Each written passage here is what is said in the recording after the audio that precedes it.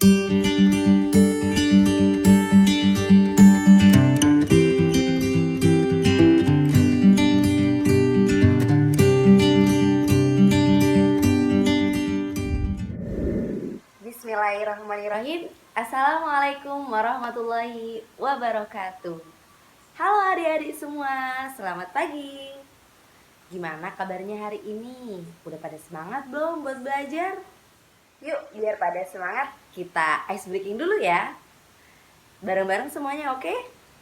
Aku anak soleh, rajin sholat, rajin ngaji, orang tua dihormati, cinta Islam sampai mati.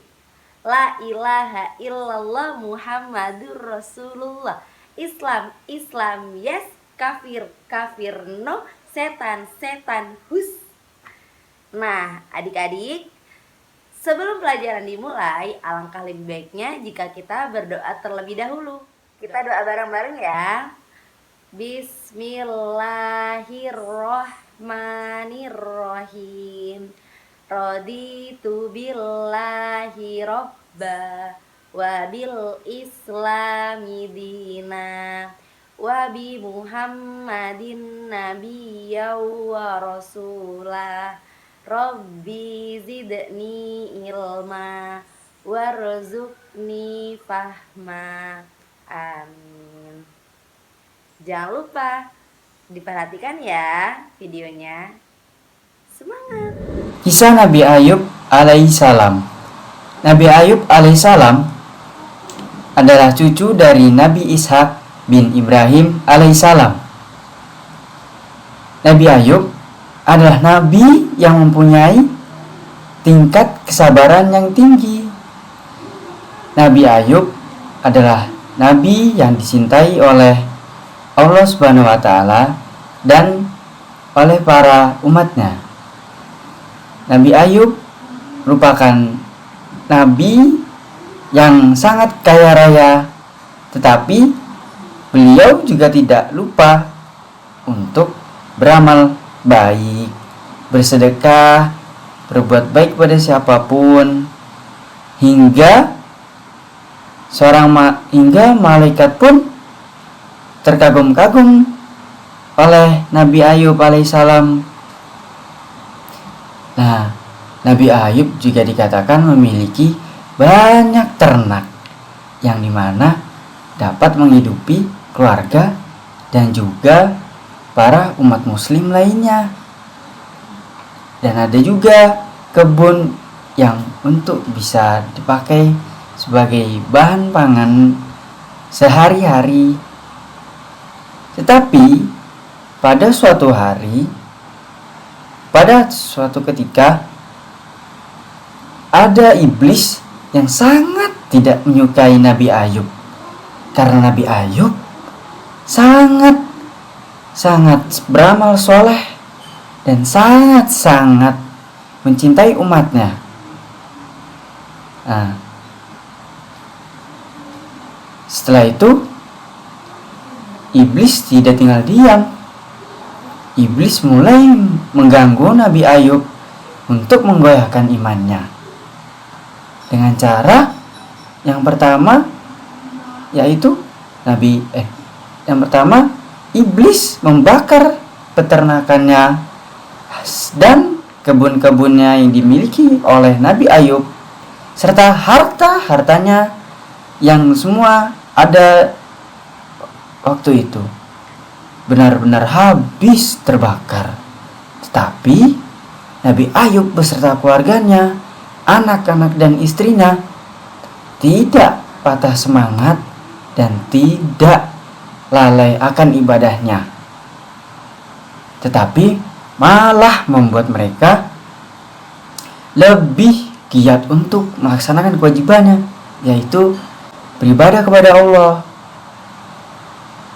Tetapi iblis tidak tinggal diam. Iblis terus melakukan kejahatan terhadap Nabi Ayub.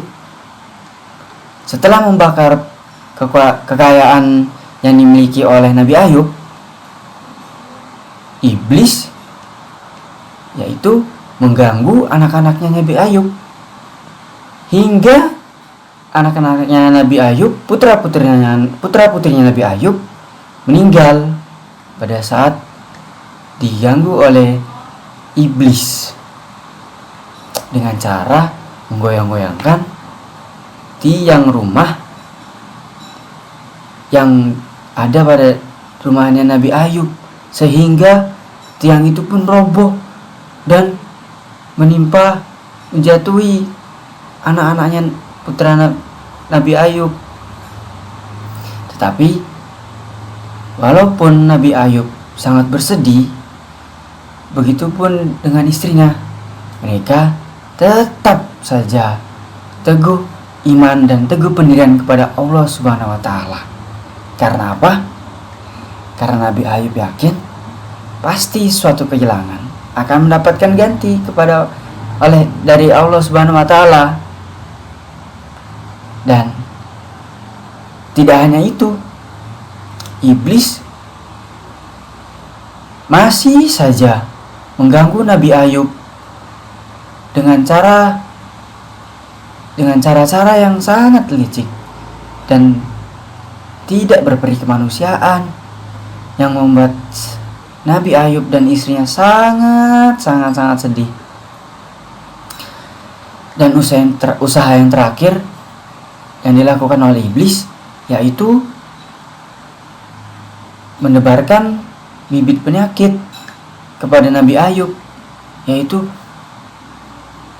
Nabi Ayub menjadi sangat buruk rupa karena penyakit kulit yang dideritanya, yang diganggu oleh iblis itu. Wah, kasihan sekali ya. Hingga saat itu Nabi Ayub tidak diterima lagi oleh umatnya, oleh masyarakat sekitar. Akhirnya Nabi Ayub pun dan istrinya diusir.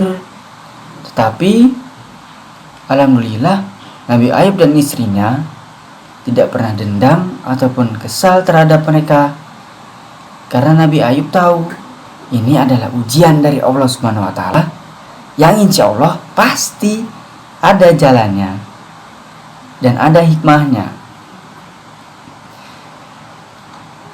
Hingga suatu saat, di saat Nabi Ayub sedang merasa sakit-sakitnya dan merasa butuh terhadap istrinya, tetapi istrinya sedang keluar untuk membeli bahan panganan untuk dimakan, untuk dimasak. Dan saat itu Nabi Ayub pun merasa kesal, karena Nabi Ayub merasa bahwa istrinya tidak mau lagi hidup bersama dia, tidak mau lagi membantunya dan merawatnya dengan baik. Hingga Nabi Ayub pun berdoa kepada Allah, "Ya Allah, berikanlah aku kesembuhan." Dan di saat itu juga Nabi Ayub bersumpah kepada Allah Subhanahu wa taala bahwa akan memukul istrinya 100 kali jika ia kembali. Akhirnya Allah memerintahkan Nabi Ayub untuk menghentakkan kakinya ke lantai. Dan apa yang terjadi? Nah, saat Nabi Ayub menghentakkan kakinya di lantai, ada air yang keluar dari tanah tersebut, dari lantai tersebut. Dan perintah Allah, Nabi Ayub disuruh menggunakan air itu untuk membasuh semua kulitnya, membasuh wajahnya, hingga seluruh badan yang nantinya, dan ternyata sembuh penyakitnya, hilang semua. Dan pada saat itu juga ternyata istrinya kembali, dan istrinya pun meminta maaf kepada Nabi Ayub karena telah meninggalkan Nabi Ayub di saat sedang dibutuhkannya. Tetapi Nabi Ayub tidak melanjutkan niatnya yang sebelumnya itu, karena tidak tega yang ingin memukul istrinya 100 kali.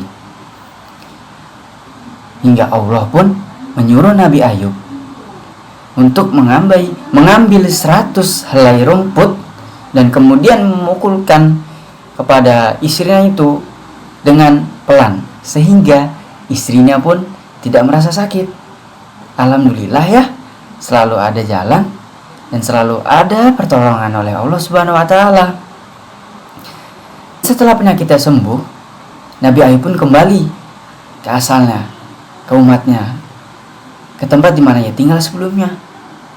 Umatnya pun kembali menerima, dan kekayaan seluruh kekayaan Nabi Ayub pun kembali, ternakannya, kebunnya, hartanya, semuanya. Dan Nabi Ayub juga tidak lupa untuk terus beramal dan bersedekah pada siapapun itu.